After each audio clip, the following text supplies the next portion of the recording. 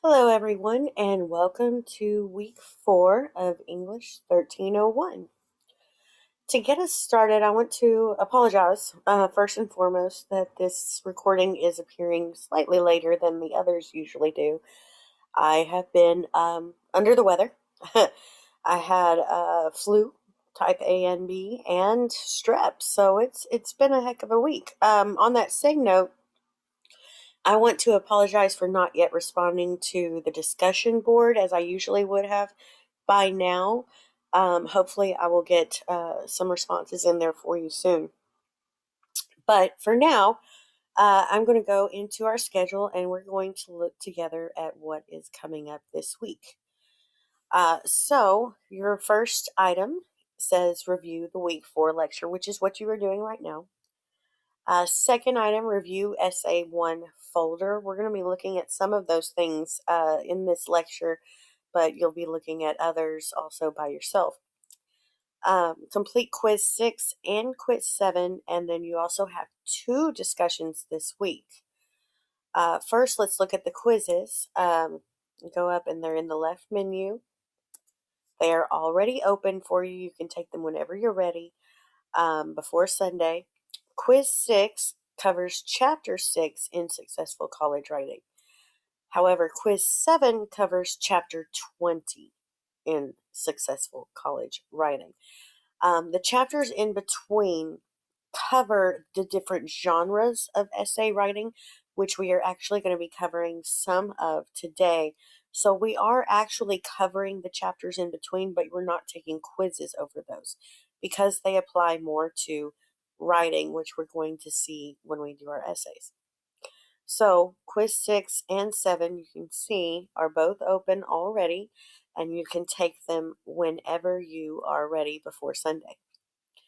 On the same note, we're going to go ahead and look at the discussion boards. It's discussion, excuse me, I'm going to make sure I'm on the right track here. Discussion 5 and discussion 6. So the discussion boards, there we go. Discussion 5 is a discussion of chapter 6, 7, and 8. So although you're not taking a quiz over chapter 8, we are discussing it. And discussion 6 is essay writing. So we're doing both this week just to get them knocked out. And I think that you can probably handle it this week more than you could in others when you're trying to write essays and the like. Discussion 5, you have a choice. You actually can choose one of 3. Choose one. Number 1 says, which is the hardest part about writing a good paragraph? And it's about chapter 6. Choice 2, how should an essay be organized? Guess what? That's what chapter 7 is about. And choice 3 is all about editing an essay, which is, you guessed it, all chapter 8. So you can choose any one of those for this discussion prompt in discussion number 5. Discussion 6 is a little bit more pertaining to you and what you do. When you read it, it says you only have one choice. It says, tell us about your experience with essay writing.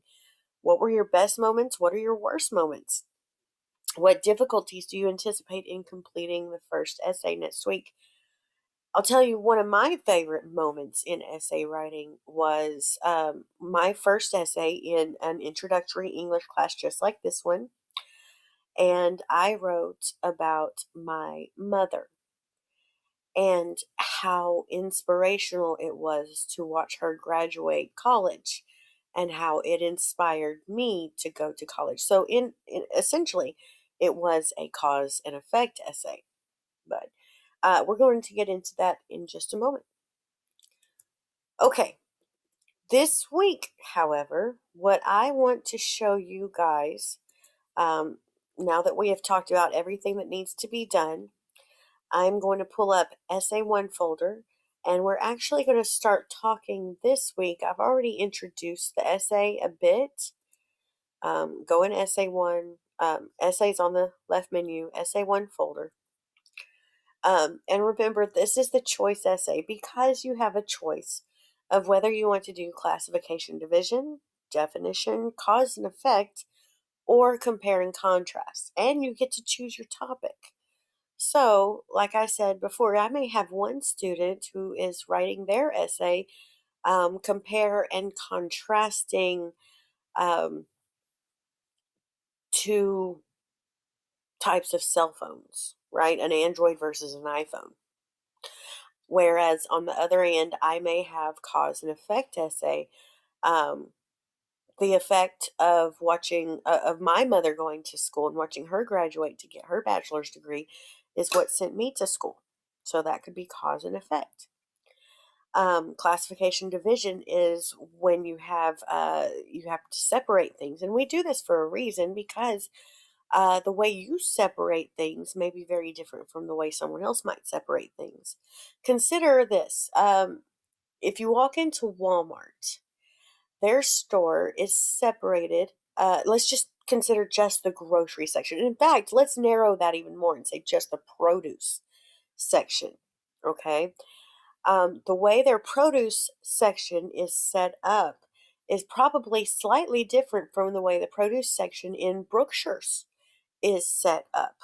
So when you go into the produce section of Walmart, you might anticipate a certain organization, but in Brookshire's, it may be slightly different if you pay close attention.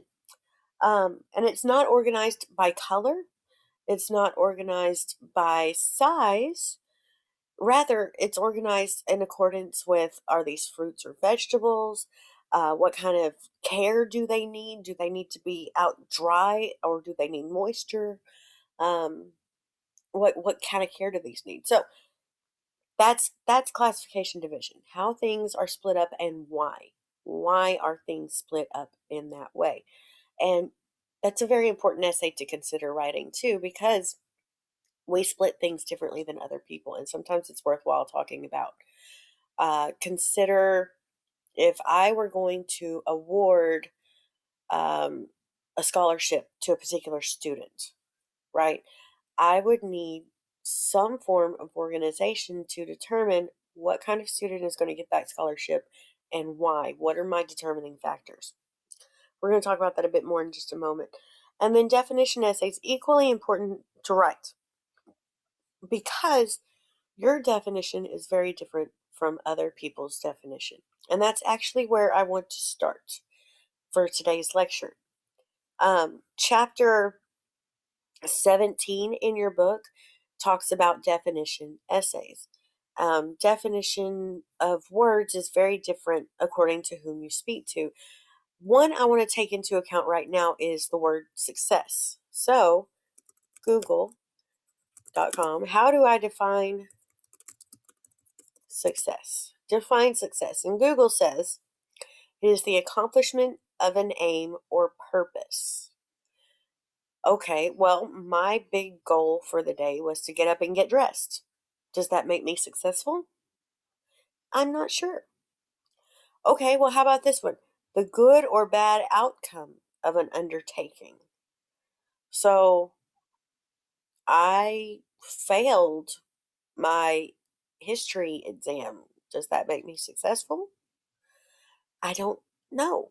So Google, as you can tell, does not give us the best definition to go off of. The way to do a definition essay instead is to look at how other people define success and then to determine what your definition is. Okay, that's a great way to go about definition. Um, so here I have in my past search, because I've done this, success defined by successful people. And the first one that pops up is 12 successful people defining success. Here's Oprah. Oprah, right?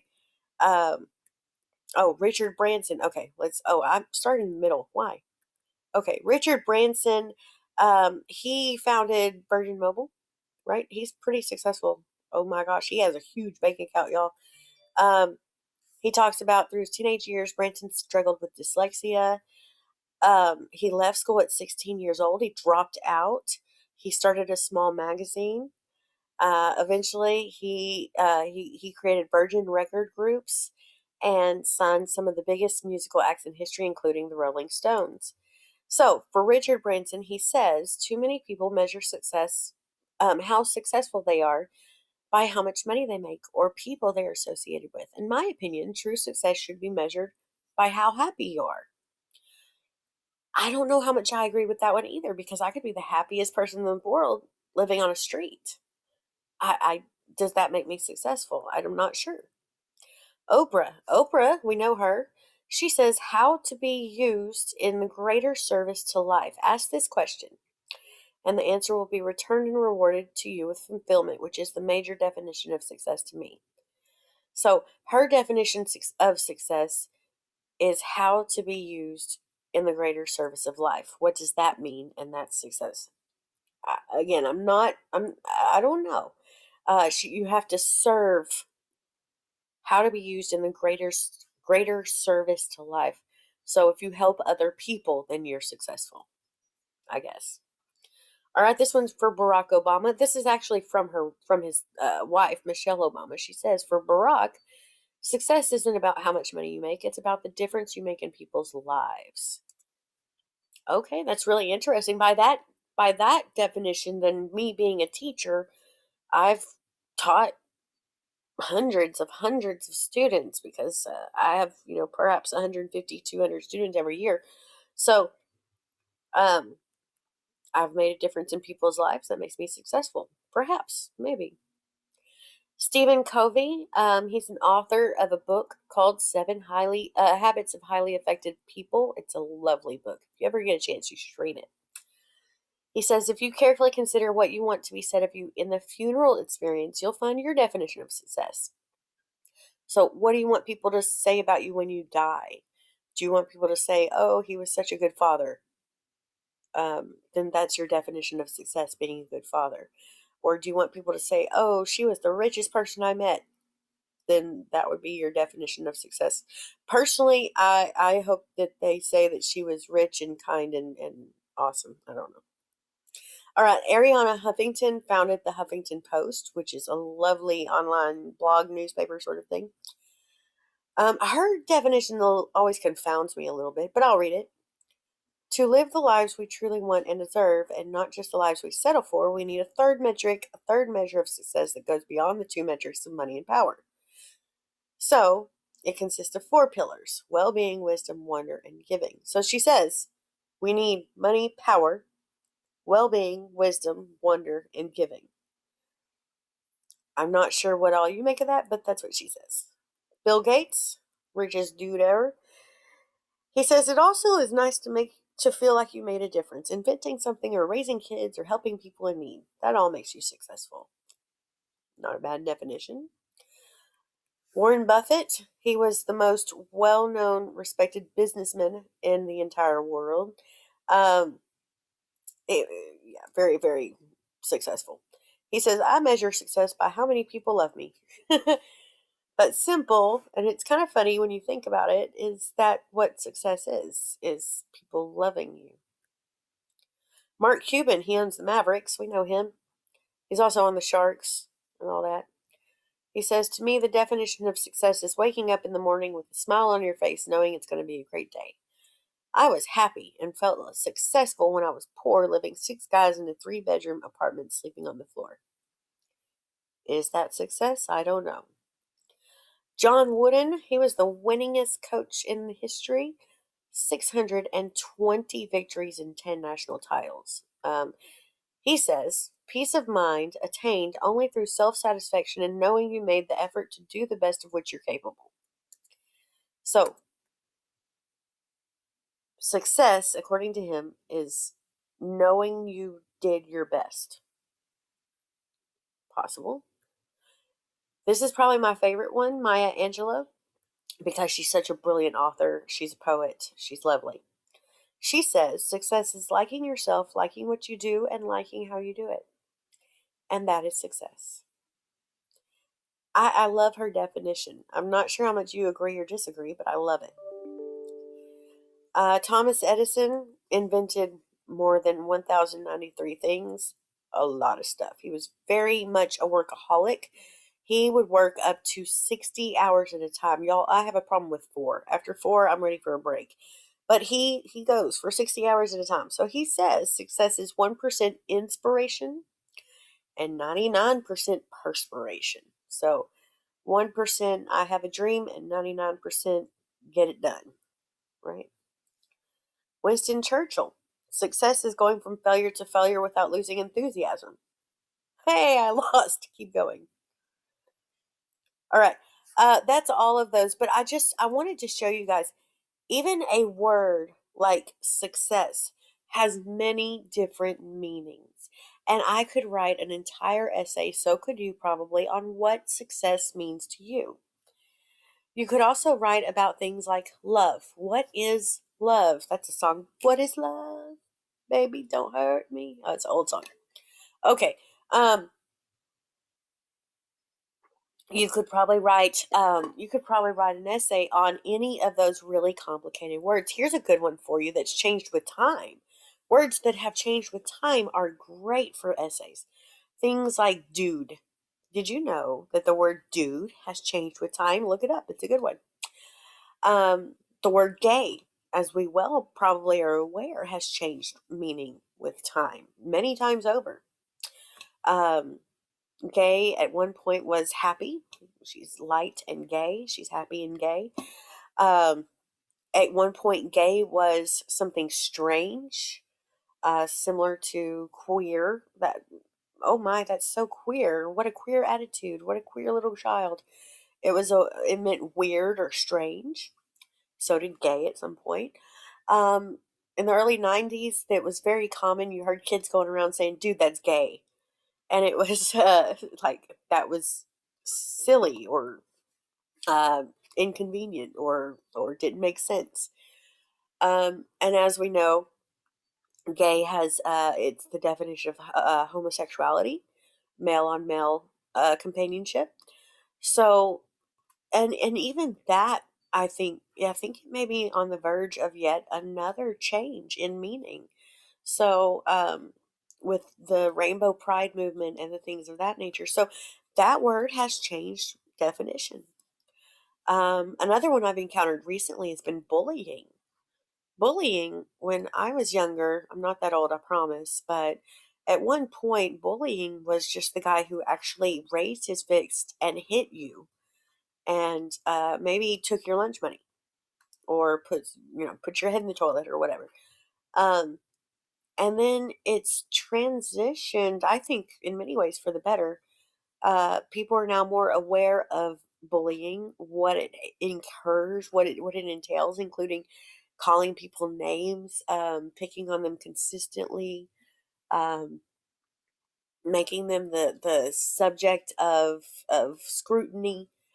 There's also other forms of bullying, cyberbullying, and things like that that didn't used to exist. So all of those are great ideas for definition.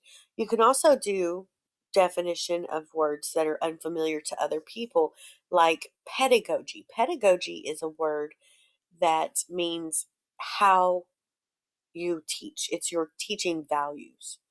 So my pedagogy and what I value in teaching is probably very different from what someone else might value in teaching. For example, my pedagogy has always been to empower my students and let them look and them reach and understand things. Whereas other pedagogies have been things like, well, students are just empty vessels. We need to give them all these ideas.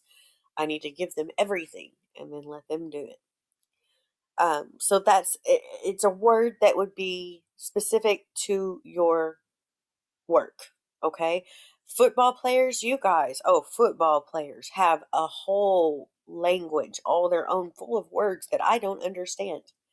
Please, if you want to define some of those words, what what even does it mean to what is the word to be in the zone, right? What does that mean exactly? Please explain that to me. You can also do it with nursing. Nursing students have tons of words that they have to know. What is the definition of rheumatoid arthritis? What is that, and what does it look like? Right. Every time we have a medical diagnosis, we need an essay on definition. I'm just saying. Okay. What is COVID? What is that? What does it mean? Right? That's a definition. Um, so definitions are important for a variety of reasons. We need to know these things. You can even define modern language, things that maybe somebody who's older might not understand. Like, what is the word lit? What is the word lit? I've heard of a cigarette being lit. I've heard of a candle being lit. But the moment that I heard that a party was lit, I got a little bit confused. Was there a fire? Um, and then when you say, oh, that guy is so lit, is he drunk or is he high? What's the difference, right? So what does that mean exactly? Um, One I would like for you to avoid actually would be that I was recently introduced, not recently, but okay, like the funner ones, like what does it mean to be catfished? What's a catfish? Um, what's a Karen? That's kind of I've been told that's racist. I'm not sure, or not racist, but sexist. I don't know, but you can define those words, right? Definitions help us to understand the world. So um, I'm actually going to play this video and then we'll move on and talk about another genre. Hopefully this works and you can hear it okay. Definition is one of the most useful forms of writing because it helps the reader to fully understand the concepts or ideas in your essays or reports. In your writing, you may be using technical words or abstract concepts that the reader is unfamiliar with. For example, a technical word like memorandum in business, which some people may not be familiar with, or more abstract ideas like happiness, a word that different people have personal feelings about the meaning of the word. Now, in order to define a word or term, the first step is to put it into a category or a class. For example, biology is a branch of science, poetry is a type of literature, and envy is a feeling. Now, once you've established the class that this word or term belongs to, it's important to try to show some important or essential qualities or characteristics of this thing that makes it different from the rest of the class. For example, biology is a science, but what makes it different from the other sciences? So, for example, biology studies life and living organisms, and it also examines how these organisms consume energy. Or poetry, for example. How is poetry different from other forms of literature? Well, poetry uses stanzas, and it also often will use rhythm and rhyme. These are essential qualities of poetry. Another very useful way of defining a word or term is by giving an example, of course. Now, sometimes an example will be straightforward, like Mount Fuji is an example of a volcano. Other times it may be a little bit more difficult. An abstract idea like happiness or success, you may have to give a situational example that the reader can identify with. How about enthusiasm? So the energy of the fans in a football stadium when their team has just scored an important goal is an example of enthusiasm. And the fourth method of making a definition clear is something we call negation, which simply means showing what a word is not in order to explain what it is. For example, a whale is not a fish. A whale is a large mammal that lives in the sea. Or, success is not a large bank account. Instead, it is a feeling of achievement and satisfaction with yourself. So following these 4 steps is a useful way of making a clear definition. And if you've watched the video on essay format, we've talked a lot about the hook in your essay. Starting your essay with a definition of a concept is often a useful way of getting the reader's attention and introducing your topic in an interesting way. So if you'd like to practice writing definitions, follow the link at the end of this video. Okay, we're not going to follow the link, but I love that video because it gives a really clear cut an explanation of what a definition is and what it looks like. So if you notice, when he talked about building a thesis statement for a definition essay, and what, if you remember, the organization for your essay, you need to have an introduction with a thesis as the last sentence of that introduction. Okay? Very important. And then you have body paragraphs 1, body paragraph 2, body paragraph 3, and then the conclusion. And you start conclusion with thesis statement. So you restate your thesis here. You don't use the same words, you just restate it. Okay? Let's see. There we go. Restatement of thesis. So, in order to build a great, really easy, really simple thesis statement for a definition essay,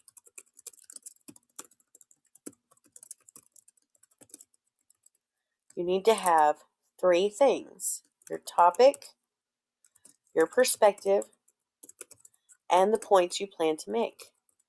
And in this case, I love the one that he did about poetry. He said, poetry is a type of writing that includes rhythm, rhyme, and stanzas. Okay? Notice he's got the topic. There's my topic right there. Poetry is a type of writing. That's my perspective. It's a type of writing. And it includes rhythm, rhyme, and stanzas. And there's my points. Okay? Now, the reason I really love this particular thesis statement is because it tells me what we're going to be writing about, but it also gives me a map for the rest of the essay. And this is what I'm looking for in your thesis statements. I want you guys to give me a map of what the rest of the essay will look like. And the easiest way to do that, let's see, hang on, insert, I want.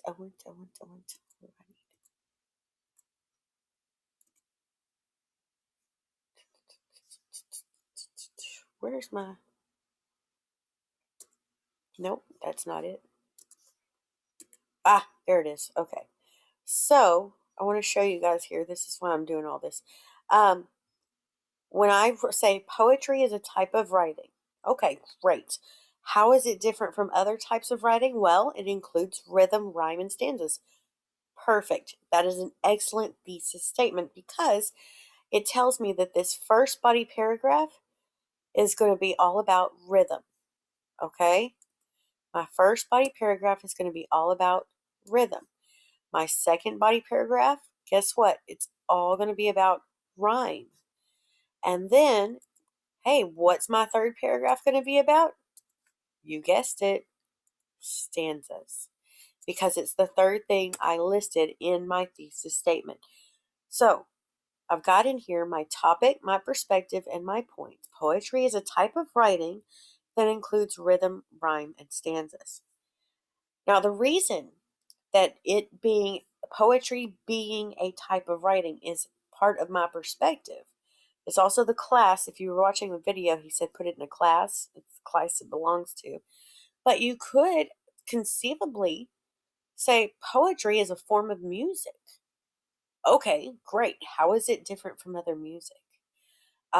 Poetry is a feeling that one gets as they speak.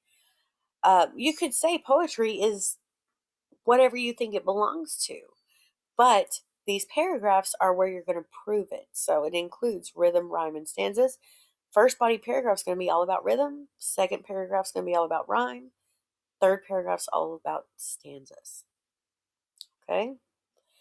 Hopefully that helps get you started on definition essays. The next form that we're going to talk about is actually going to be compare and contrast essays because I think they are easier to understand. So we're going to watch this video real quick and then we'll get started talking about compare and contrast. We speak student. Compare and contrast, a la schmuck. Remember that essay you wrote last year that completely knocked it out of the park? Your teacher drooled over it, your classmates were green with envy, and you absolutely obliterated the curve? Yeah, of course you remember it. But do you also recall that essay you wrote the following semester? The one your teacher is still using to line her gerbil cage? Yeah, believe it or not, we are already comparing and contrasting. Anytime you want to look at how two things are the same or how they are different, you are comparing or contrasting. Let's take a look at the first one. When you compare, you look at how things are the same. For example, if you're writing an essay on the success of the fast food joints that have started experimenting with food vacuum technology, you can compare these establishments with the older, more traditional places that still pass their food through a drive-through window. Sheesh, what dinosaurs? What do they have in common? Well, they both serve roughly the same food, the prices are the same, the quality of service is the same, etc. But your paper is exploring the question of whether or not the success of these restaurants is directly related to their new technology. So we'll need to contrast them as well to see what things are different. While clearly the presence of the high-tech vacuum tubes is different, you also note that all of these fast food places are located in the Midwest. Not a huge surprise. Hello, Milwaukee. And you also mentioned that they are all burger places.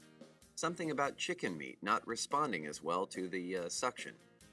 Whatever conclusion you arrive at based on all your comparing and contrasting is up to you, but at least you've laid out all the facts. And that's really all there is to it. Be wary of people who use the two terms interchangeably. Comparing and contrasting are not the same thing, regardless of the fact that 75% of the population thinks they are. You'll often hear people say, compare these two things, or contrast these two things, when they really mean compare and contrast these two things. Don't mix them up. Just remember, the two go together like olives and ice cream. Or something like that. We go together like sha-da-la-da-la-da-doo-doo-boop-a-doo.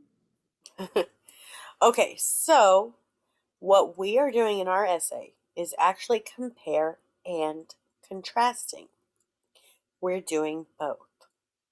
And your book talks specifically about this. If you open it up and look at that chapter about compare and contrast, I believe it is, hang on, I'll show you. Let's see. So compare and contrast is in chapter 15. Now, if you look at that particular chapter, it talks about there are only two possible ways to write this essay. And it is not to have, remember we have intro, body, paragraphs, and conclusion. It is not in those body paragraphs, you do not have one paragraph for compare and one paragraph for contrast. That does not work for the level of essay that we are working for. It works in high school. It does not work for the college level essay. So instead, we want to do both. We want to compare and contrast two things. So for this, let's do the example, not to stir up any long-winded debates here, but we're going to do Batman versus Superman, okay? Just for an example. Now, there are two ways to go about this. One is called subject by subject comparison. Compare and contrast. Subject by subject. And the other one is called point by point.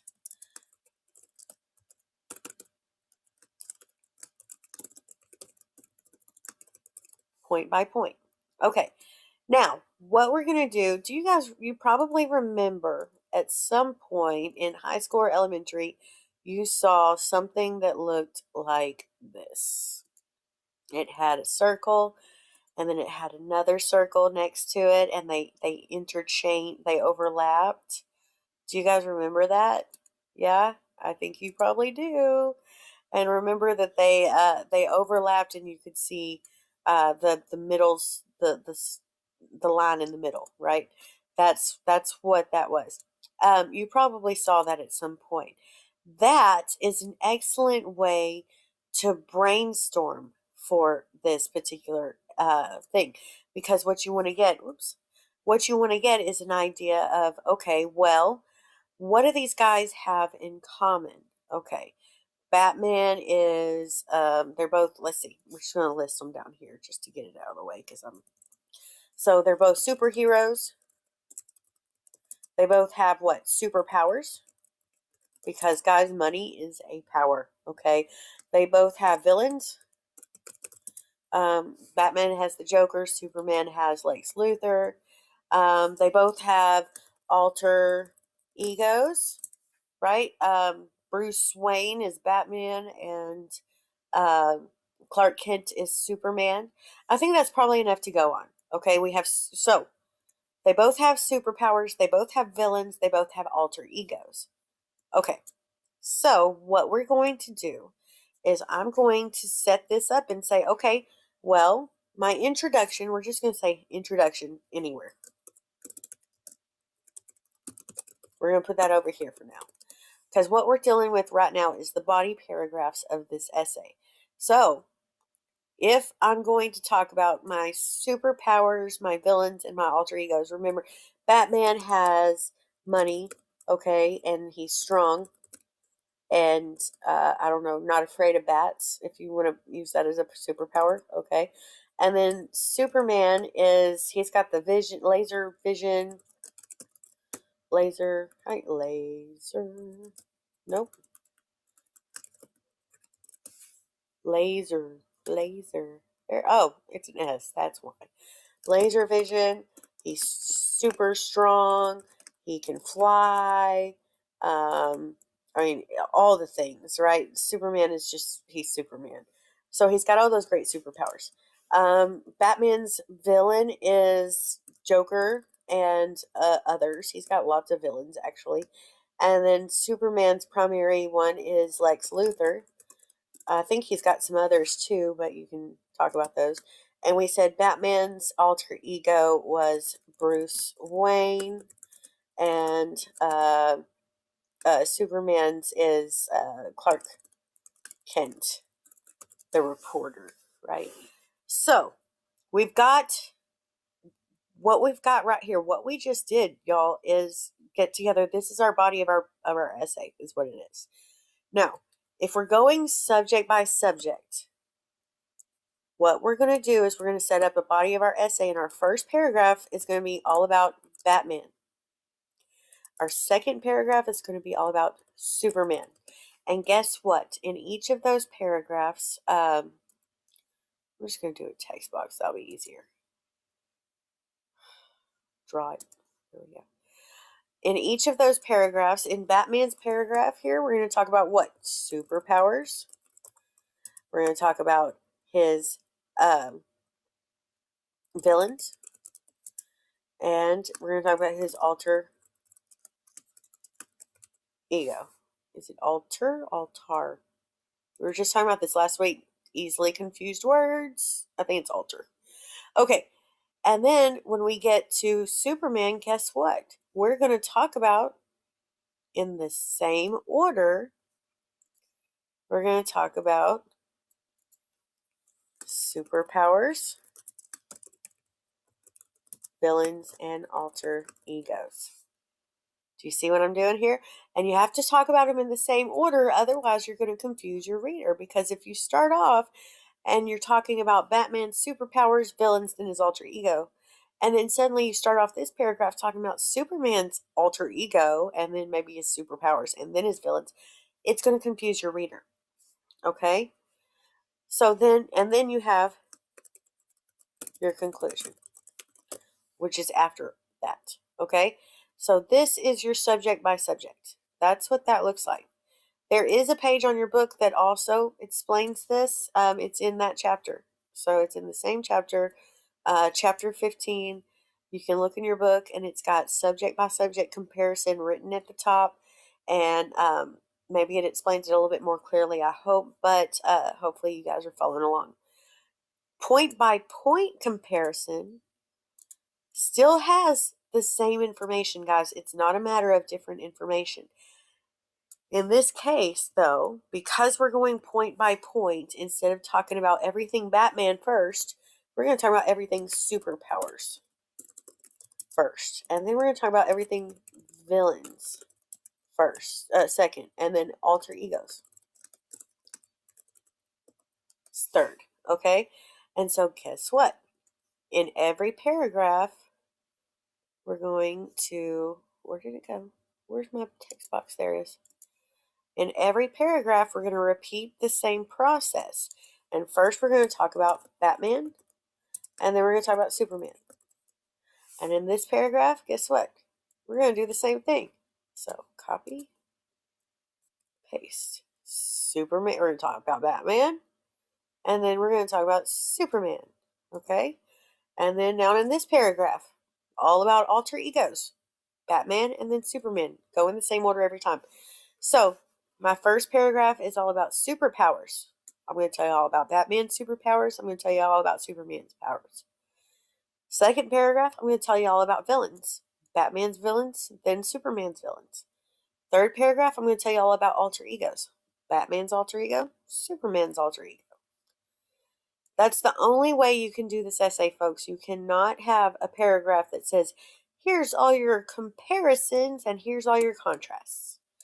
That's it. Things get muddled when you do it that way, and it gets confusing for your reader. It's hard to follow. So a better way is to do either subject by subject or point by point organization for a compare and contrast essay. I'll show you a couple of examples. One great thing about, let's see, I want to go house shopping, okay? Realtor.com. We're just going to go, oh, I spelled it wrong. There it goes. Realtor.com. So we're going to go house shopping in Kilgore. Why not? Oh, don't continue. Okay. So I'm going to go house shopping in Kilgore.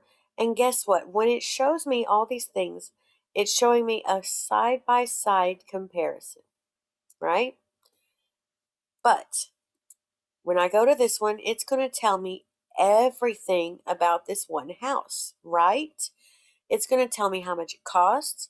It's going to tell me how many square foot it has.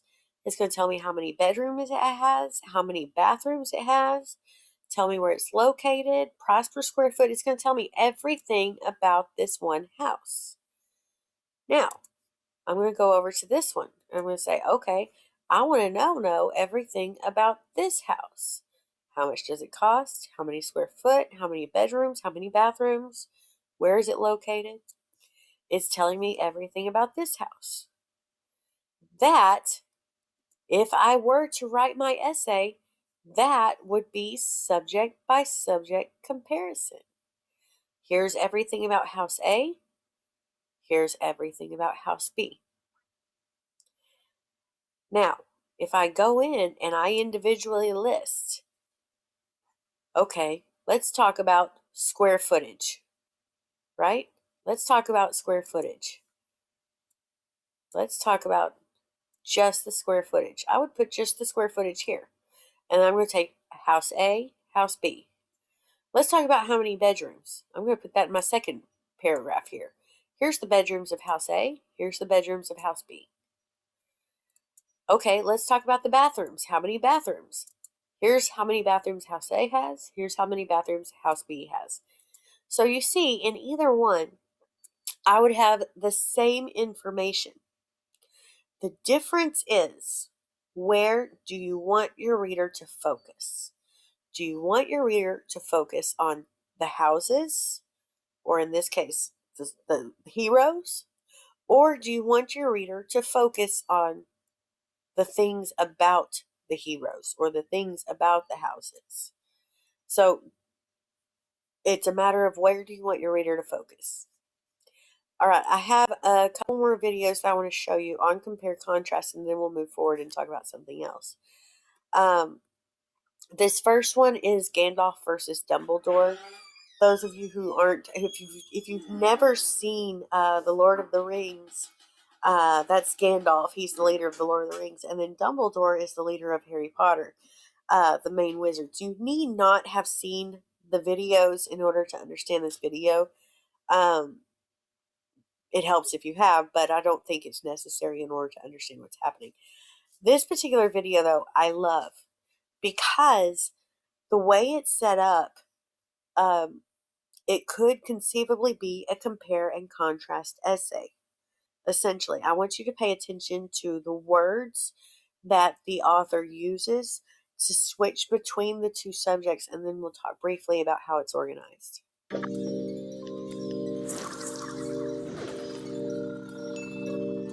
They're the two most powerful wizards around. Welcome to WatchMojo.com, and today we'll be pitting Gandalf against Dumbledore to see which old geezer rules them all. To keep this battle on the up and up, we'll be focusing on their movie portrayals and not the books. Please, Mr. Gandalf, sir, don't hurt me. Don't turn me into anything unnatural. Round 1. Screen Persona. Let's begin with the men behind the beards and the depictions they bring to the screen. Gandalf is portrayed by English actor Sir Ian McKellen as the mentor with a warm, if sometimes scolding, grandfather-esque demeanor. I might have known. Though a vagabond with a soft side, he isn't always laughs and fireworks, as he nimbly bounces between the roles of friend, advisor, and leader. Meanwhile, English actors Richard Harris and Sir Michael Gambon portrayed Dumbledore as a gentleman of stature. While Harris accentuated the fatherly quality, Gambon was a much more secretive, exhausted, and uncertain wizard, literally having to pluck memories to find his answers. In a jam, we'd rather skip the mind games and have McKellen's Gandalf around for reassurance and guidance. All we have to decide is what to do with the time that is given to us. Winner, Gandalf. Round 2. Magical Powers. Gandalf claims that he should not be taken for a conjurer of cheap tricks. However, despite being here to help the mortals with their struggle, he does not use his magic for direct intervention, and therefore never creates anything truly overwhelming. Instead, he uses his staff like a flashlight, force field, to push people over and perform exorcisms. He can also communicate with animals.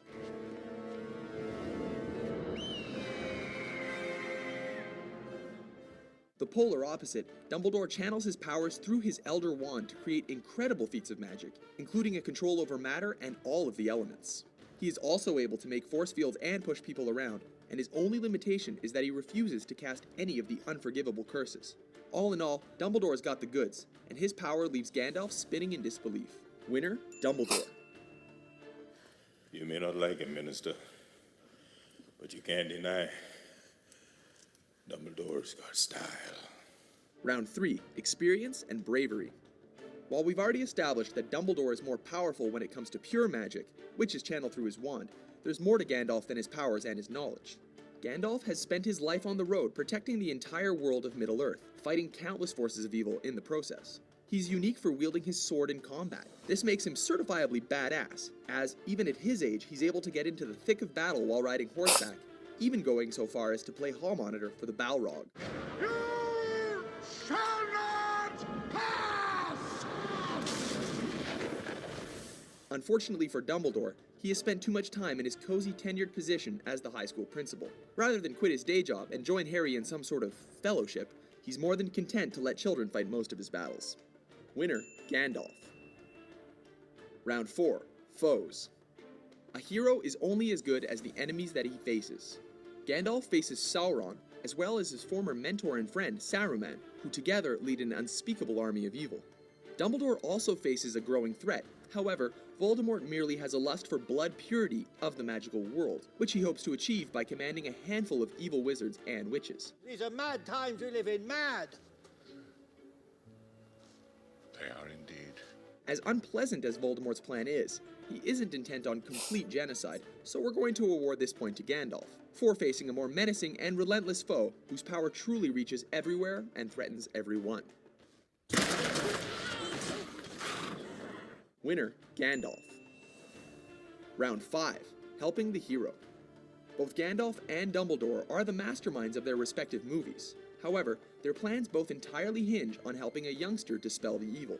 Gandalf trusts the One Ring to Frodo, who must journey on foot to destroy it in the evil's backyard. Always remember, Frodo. The ring is trying to get back to its master. It wants to be found. Dumbledore's pupil Harry is destined to save the world by building up his strength while locating relics, also that he can battle Voldemort head-on. While we admire Dumbledore for settling bureaucratic and judicial hurdles for Harry, Gandalf pretty much sacrificed himself and led an entire battle, taking much of the pain, all so that his underdog friend could make a deposit in Mount Doom. Winner, Gandalf. Yes, very good. Verdict. By a score of 4-1, our victor is the wizard from Middle-earth. Don't fret, Dumbledore fans. You can still be proud of his tenure as headmaster, even if he was a man of words rather than action. It is not our abilities that show what we truly are. It is our choices. Agree with our verdict, or are you infuriated by it? Be sure to debate in the comments and subscribe to WatchMojo.com for more entertaining versus battles. I didn't think it would end this way. End? No, the journey doesn't end here. Okay, so I really like that one, and you'll notice he talked in the video, he very much went point by point. He talked about their screen personas, and did you notice he said every single time, Gandalf, Dumbledore, Gandalf, Dumbledore, Gandalf, Dumbledore. So he talked about their screen personas. He talked about how they, their powers, their enemies, how they help the hero. So he went point by point in that film. Even though in our essays we are not awarding points per se, that particular video I love because it is written very much like a compare and contrast essay. The next one we're going to watch for compare and contrast, this one is about teenage affluenza, and it's not quite so easy to identify point by point or subject by subject because they rely on the video to show much more. But I'll go ahead and tell you guys, this one is much more subject by subject. And it shows you two different subjects and different points about those subjects. It is called teenage affluenza. Affluenza is not influenza. Influenza is what I have. That's the flu. Okay. Affluenza is a sense of entitlement. Okay. A sense of I deserve this. So we're going to watch the video and then we'll talk a bit more about compare and contrast.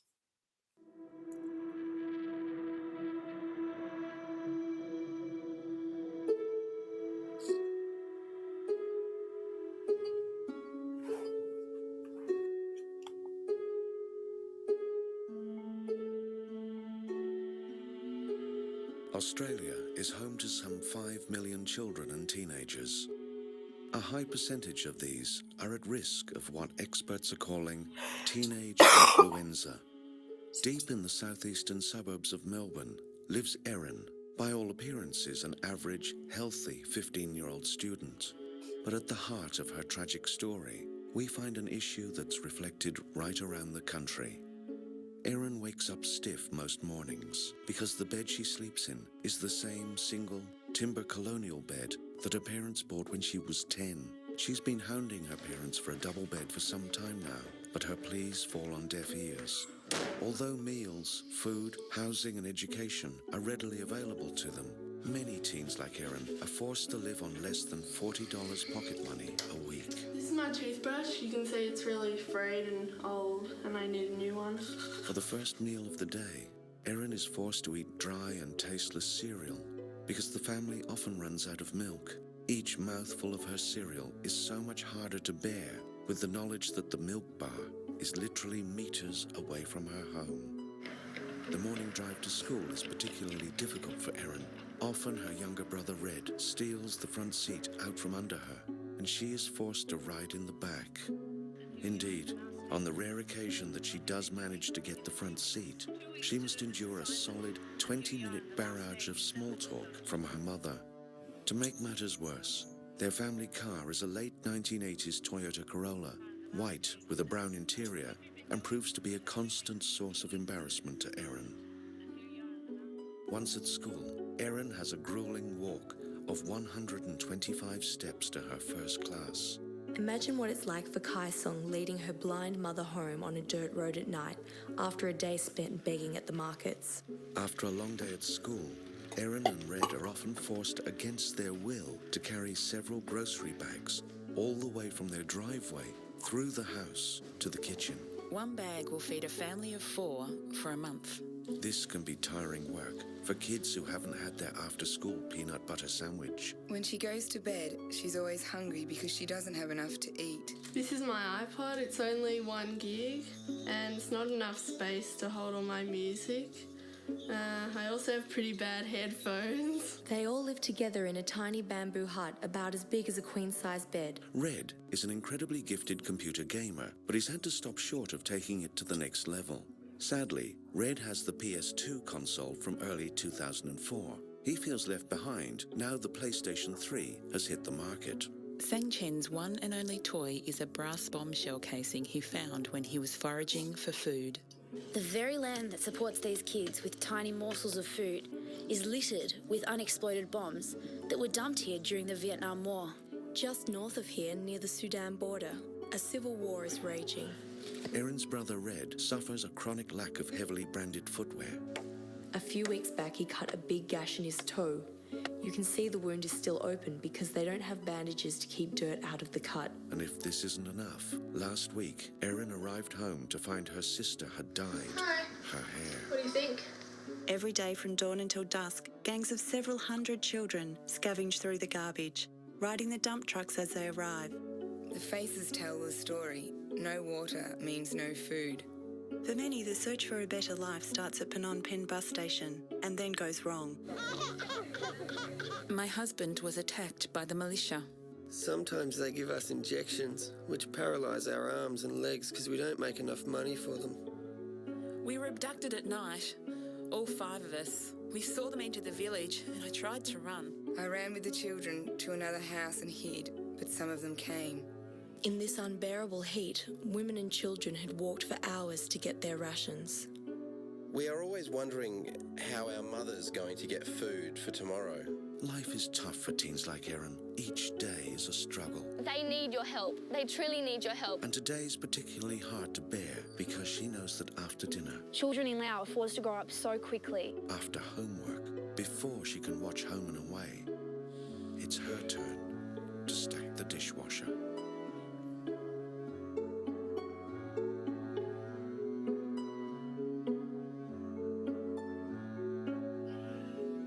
Okay, so that particular video comes from a website called Do Something Else. I think it still runs, but at any point, I love the message. It makes people mad to watch that video, and it's okay. Yes, they did at some points talk about like the shoes, okay, or the living arrangements or the transportation. But for the most part, the beginning of the video was about the privileged children who had the footwear and the games and the toys and the beds. And then the second part of the video was more focused on the children who have no food, no water, no good living arrangements. They have no transportation. They have to beg for food and all of those things. So that essentially that video was subject by subject. So I wanted you guys to have examples of both to play with and to look at. Now let's talk briefly for a compare and contrast essay. Let's say we're going to do this compare and contrast essay about Batman and Superman. Okay. You need, for every thesis, tell me your topic, points, and perspective. And your perspective does not necessarily have to be that one is better than the other.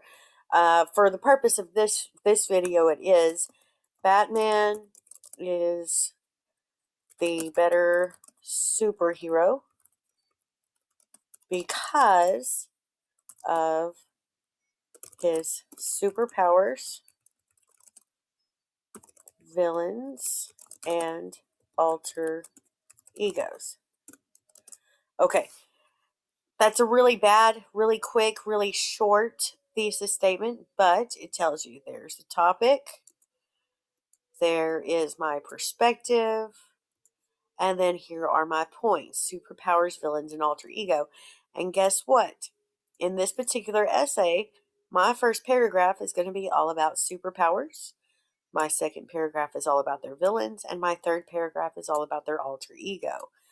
Or if I decided to go with person by subject by subject, I would still go in that order. I'd talk about their superpowers, their villains, and their alter egos. So that's what my thesis statement for this particular essay would be. I also want to point out that, remember, the thesis statement is what goes at the end of your introduction. An introduction paragraph, many people don't understand what needs to go in your introduction paragraph. What needs to go into your introduction paragraph is anything that sets up the point you want to make. Okay? Any background information or things that I need to know to get the conversation started. Imagine that I am standing in a room and you walk up to me and you simply say, Batman is the better superhero because of his superpowers, villains, and alter ego. I will probably be very, very confused. Why are we talking about Batman? Who are we comparing him to? All of that is information that would go into your introduction. All right? Batman and Superman are the leading superheroes of their respective comic book universes. In the 90s, they both had the highest grossing films of the box office. They have been at the top charts, and here are the good reasons that we are talking about Batman and Superman. That is the kind of stuff that would go into your introduction before you give me your thesis. I hope that makes sense. So, introduction, thesis statement, and then 3 body paragraphs. In this case, superpowers, villains, and alter egos. Or here's a paragraph about Batman and his super hero powers, his villains, and his ego. And here's all about Superman, his powers, villains, and ego. And then after that, wrap up and give me a conclusion that it starts with a restatement of your thesis. So change these words around, but say it again. Remind me of what we're talking about. And then wrap it up and say, here, I proved my point. Here's what I talked about in this essay. All right. That is all for compare and contrast. The next thing that we need to talk about is cause and effect. So here's a quick video on cause and effect.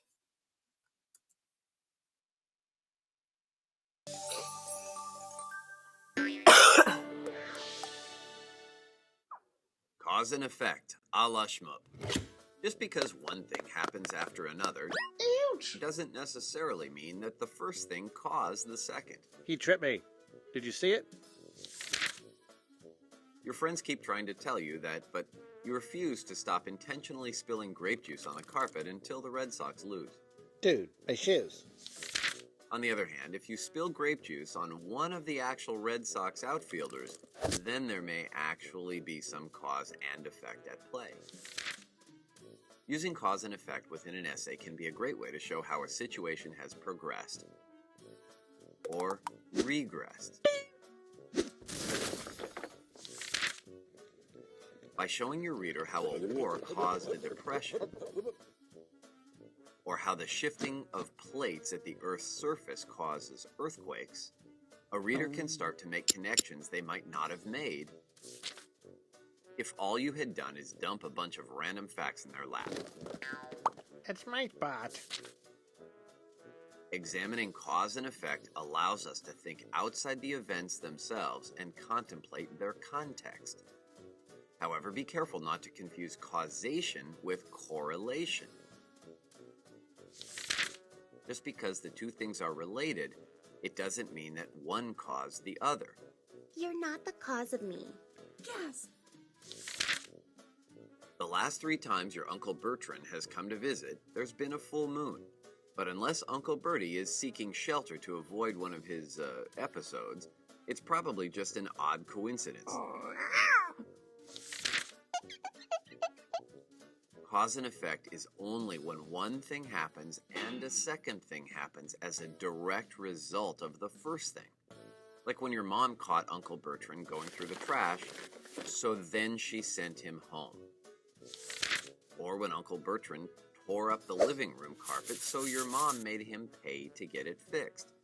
Or when one of your neighbors dropped by and Uncle Bertrand barked ferociously at him, so your mom fit him with a choke collar. Maybe there is something to that whole full moon thing.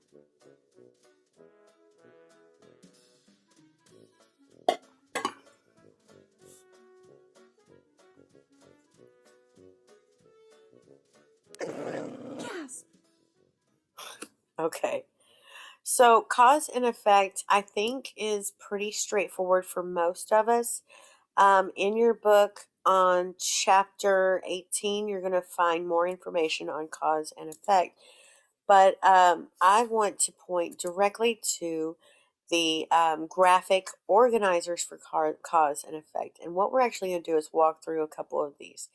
You can do cause and effect in a number of different ways. One is if you have one cause and many different effects, okay?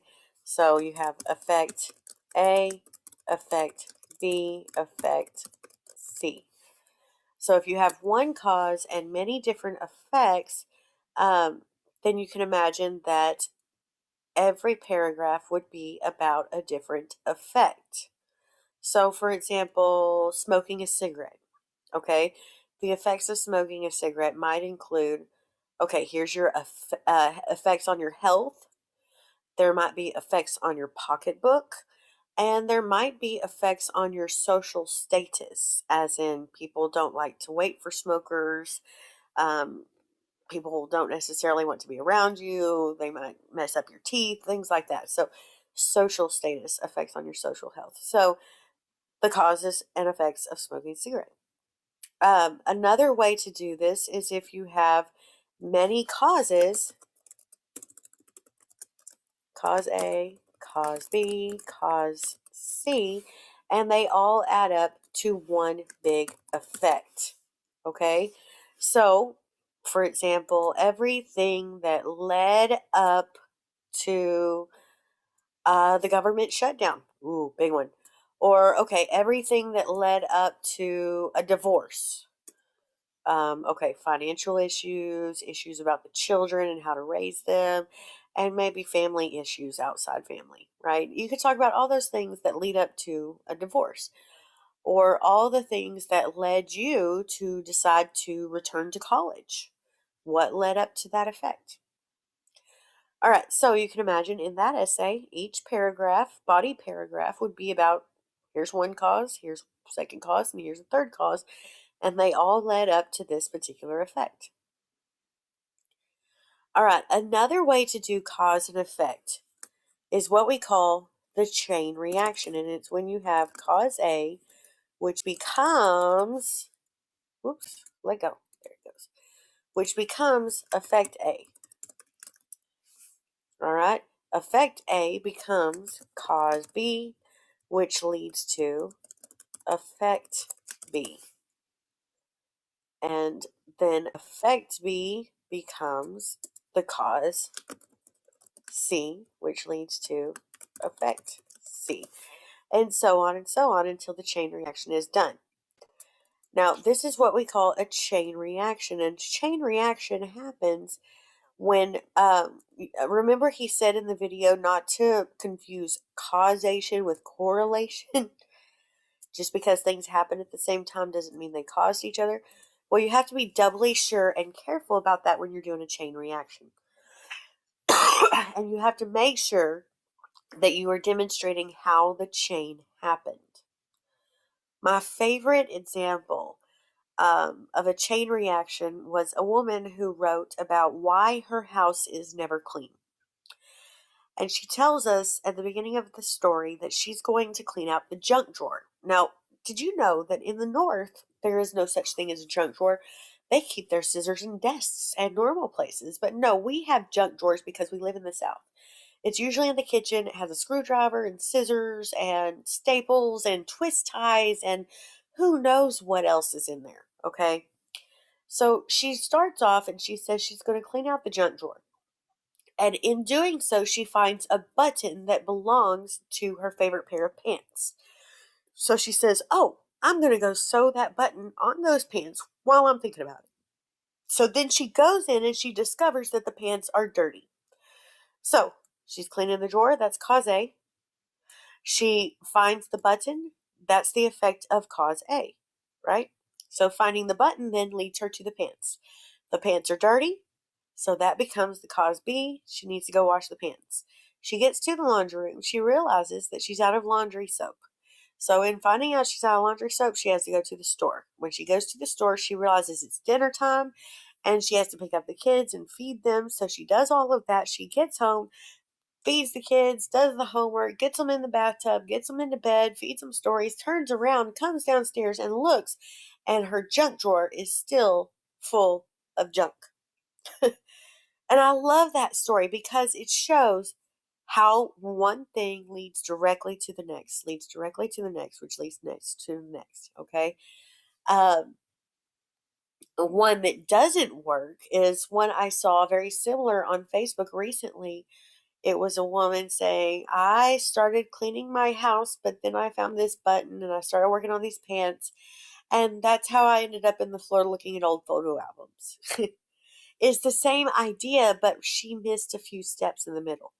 Okay? She went from cleaning the junk drawer to looking at photo albums without telling us any of the steps in the middle.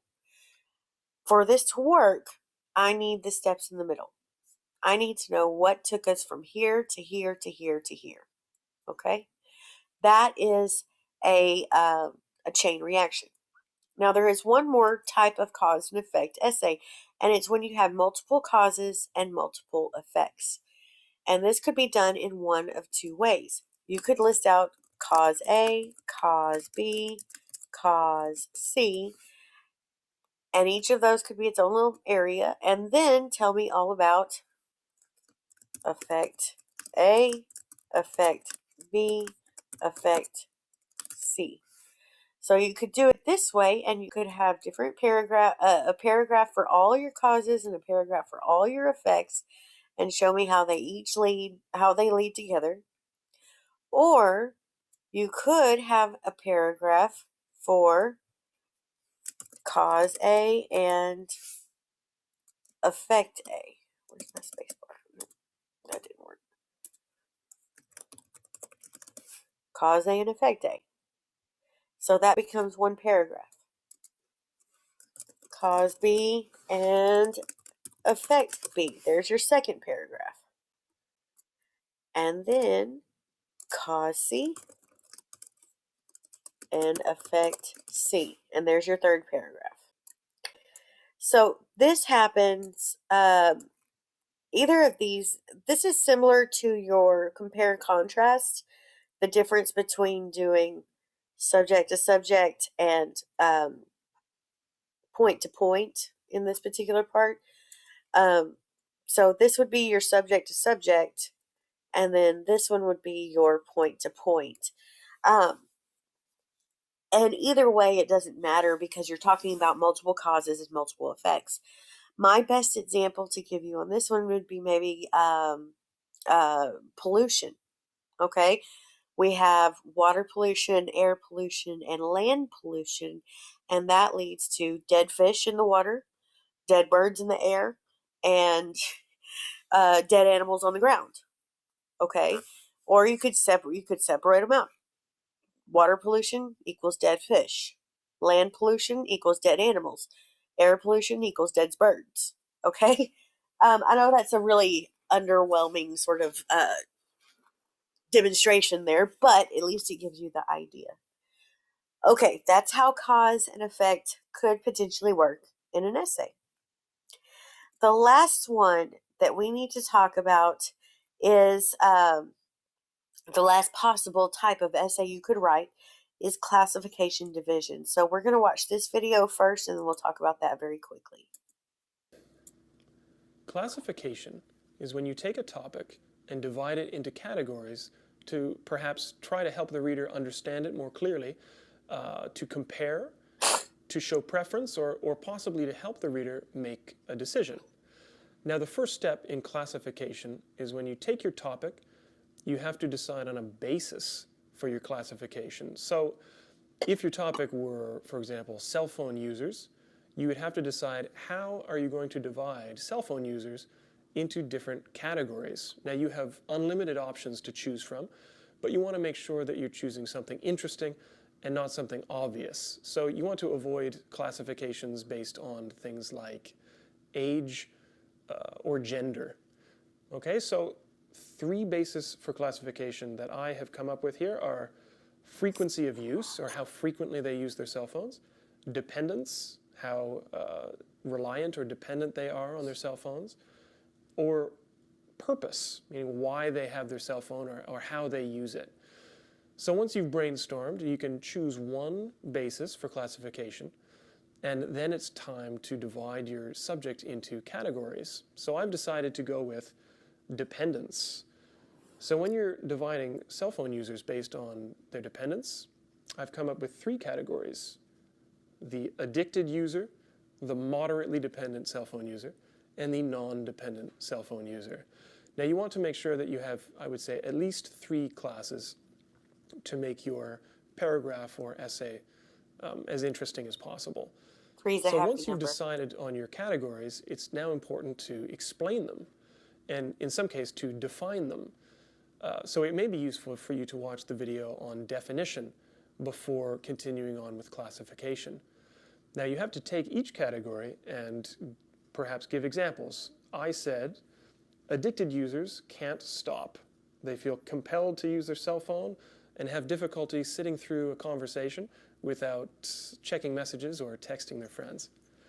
Moderately dependent users are people who need their cell phones for contact numbers or for business, but have no problems putting their cell phone away or turning it off. If their cell phones are left at home, they're irritated, but their lives will not end. And the third category is non-dependent users, people who use their phone for emergencies, but may often forget to turn their phones on or choose to not answer their phone at all. So once you've decided on the categories and you have some details, you want to make sure that you have a strong topic sentence if you're writing a paragraph. So my example topic sentence is, cell phone users can be divided into 3 categories based on their dependence.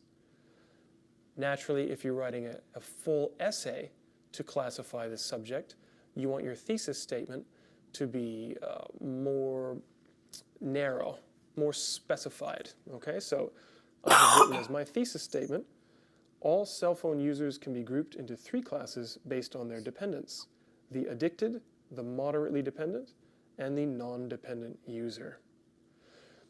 If you are writing an essay on classification, you can use the basic essay structure that we've gone over in the video on essay structure.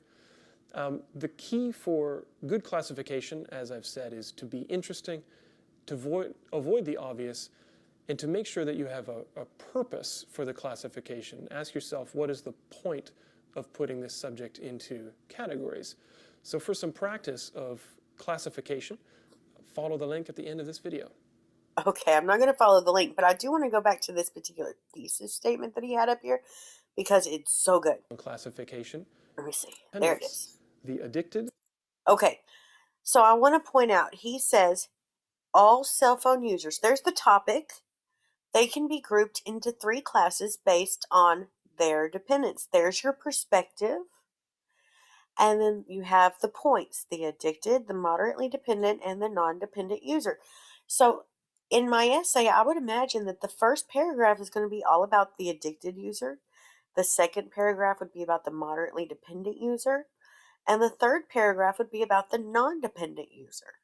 So I really like the thesis statement that he gives us at the end of that video just because it's so nice and tight. That's a great thesis statement for a classification or division essay.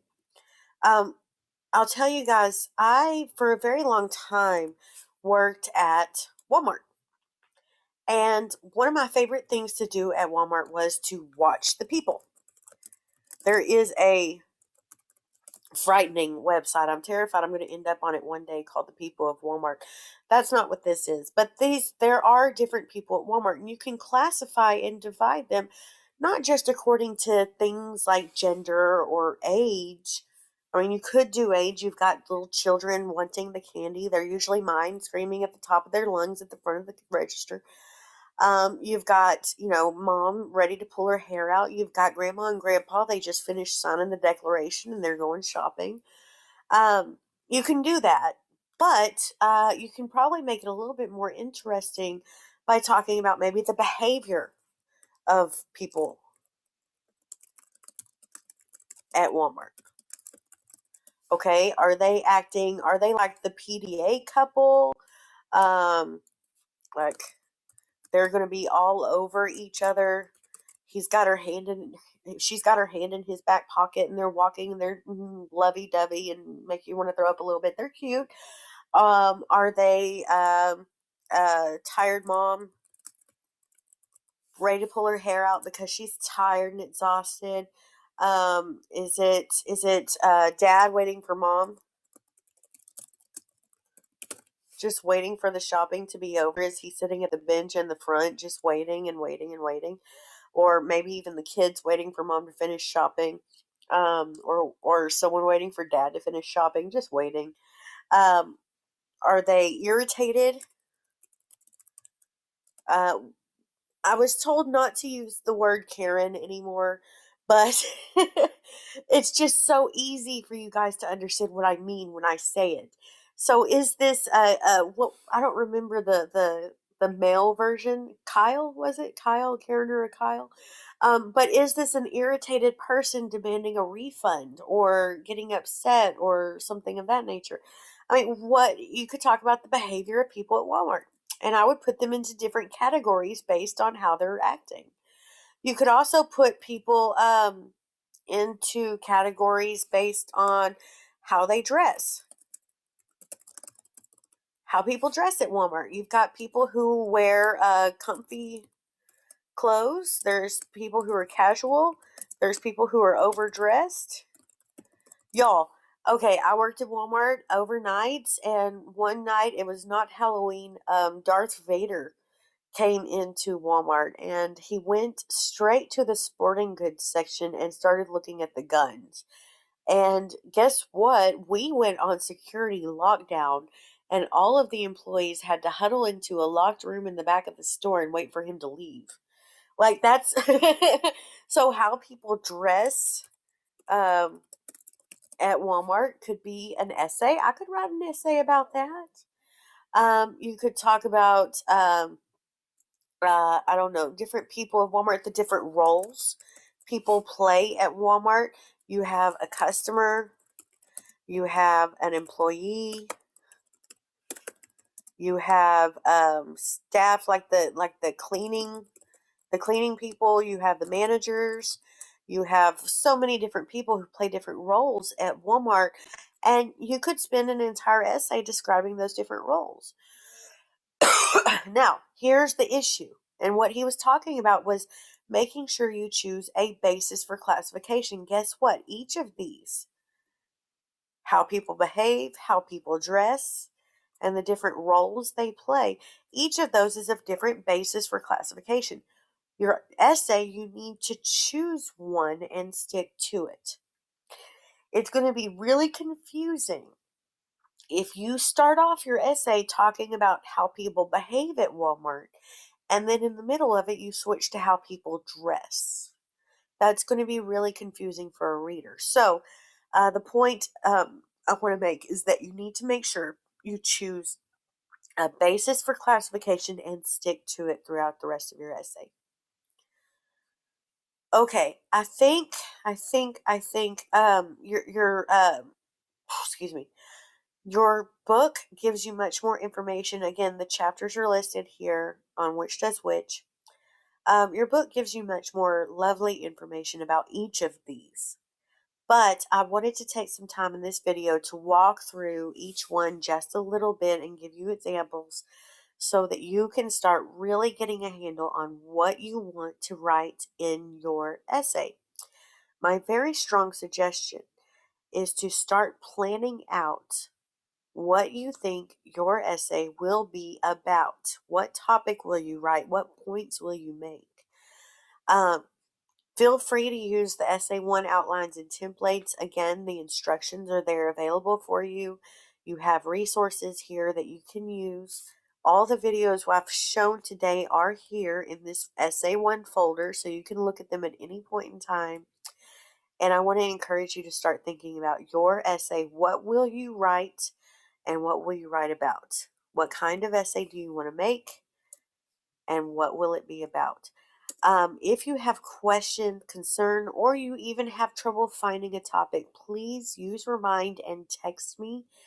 I have been known to get on the phone with students and talk them through their topics just to get something going for them. So if you don't let yourself get stuck, if you get stuck, you're not sure what to write about, text me on Remind. We'll talk through it. Next week in our lecture video, I will be going through MLA formatting and what this essay physically needs to look like on the page. I will also try to address any other questions that pop up this week from students that maybe everybody might benefit from. So if there's anything that you're not sure about or that you're confused about, send those questions my way and I'll answer you, but I'll also include them in the next video so that I am answering questions for everyone. Okay, with that, good luck. Get started working on that essay. Don't forget to do your quizzes and your discussions, and I will see you again next week.